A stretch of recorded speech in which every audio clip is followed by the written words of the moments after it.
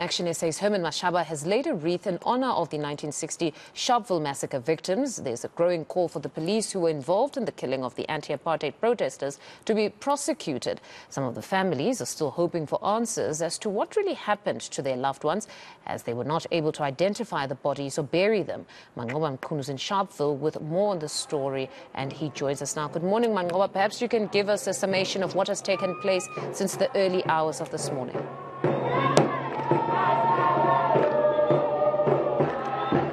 I can certainly tell you that celebrations are continuing here, of course, in commemoration of Sharpeville massacre here in the area, which, of course, is a significant day here in Sharpeville. It's a day where 69 people lost their lives when they were shot at by apartheid police after fighting for past laws, apartheid past laws at the time, which had prevented black people from really traveling as they could. And of course, for us in the modern day, it's really a day where we should reflect on our human rights and really look and reflect on the sacrifices and the lives that were lost in the fight for our human rights. Of course, you can see, Mfundo, there are quite a number of organizations, there are political parties that are here this morning to celebrate this day. One of them is the PAC, which of course led this particular protest 63 years ago here in Sharpeville. They were the ones who took to the street in protest of those apartheid laws, rather, Mfundo.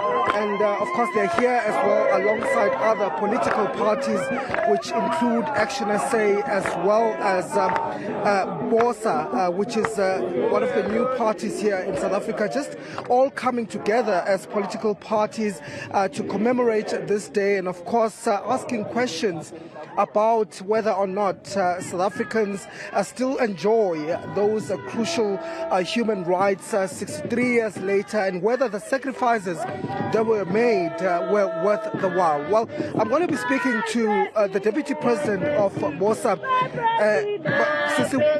Thank you very much for your time. Let's just start with the significance of this day to you and what it means to the modern day South Africa. So we sit here, it is 2023, this happened in 1960, people who fought for our own human rights, people who fought for our freedom. But we sit here today and we stand here today in South Africa with many human rights violations. And so what it means to me is to honor, commemorate those who came before us, but also to take upon ourselves the mantle, to take upon ourselves the responsibility today to make sure that we fight for the human rights of South Africans. We have children who are going to school in pit toilets, more than 5,000 schools that have pit toilets.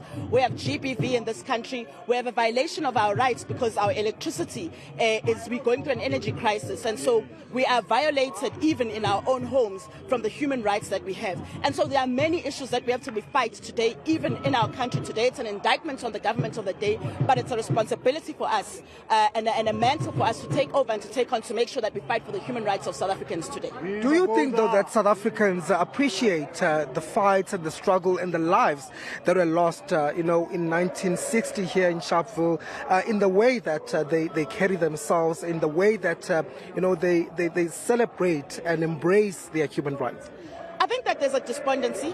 I think there's a despondence among South Africans, and many South Africans feel like some of those lives were lost in vain. And I think it's important that we remind South Africans of that price, of that sacrifice, but also we show them that there is credible leadership.